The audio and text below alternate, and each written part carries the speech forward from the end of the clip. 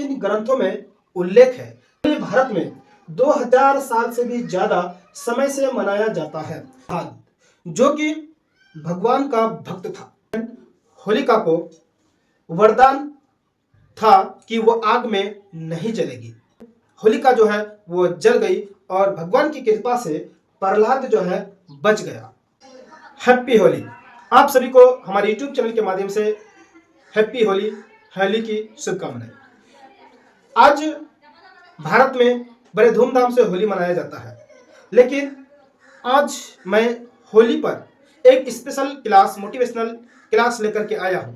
आप बोर्ड में देख सकते हैं कि हम आज होली पर डिस्कशन करने वाले हैं और मेन पॉइंट है होली। और हमारे पास दो प्रश्न हैं। दोनों प्रश्न इस तरह का है।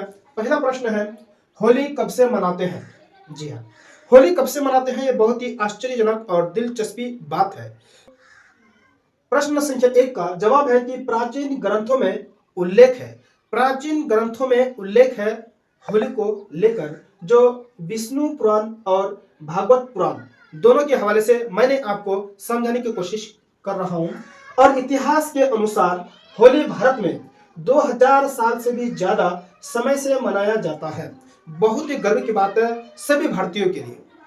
और आपको इसी बात पर एक कमेंट जरूर लिख देना चाहिए। यस, यानी 2000 साल से भी ज्यादा समय से भारत में होली को मनाया जाता है।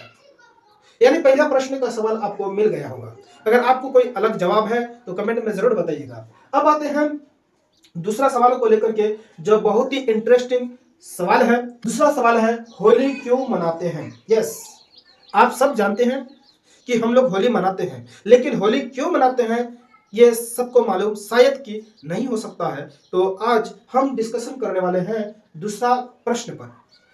प्रहलाद की कथा से होली का संबंध जो है वो हिरण्यकश्यप, जो एक अहंकारी राजा था, और उनका बेटा हिरण्यकश्यप का बेटा प्रहलाद, जो कि भगवान का भक्त था, वो अपने राजा, अपने पिताजी की अहंकारियों को सही नहीं समझ रहा था। और हिरण्यकश्यप की बहन होलिका, यानी हिरण्यकश्यप की बहन होलिका को वरदान था कि वो आग में नहीं जलेगी।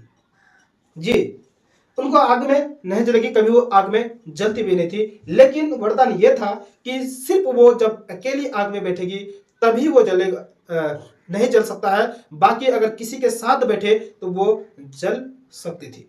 ऐसा ही कुछ ऐसे हुआ आगे, जो एक दिन यानी अपने भतीजा प्रहलाद को लेकर वो आग में बैठी थी।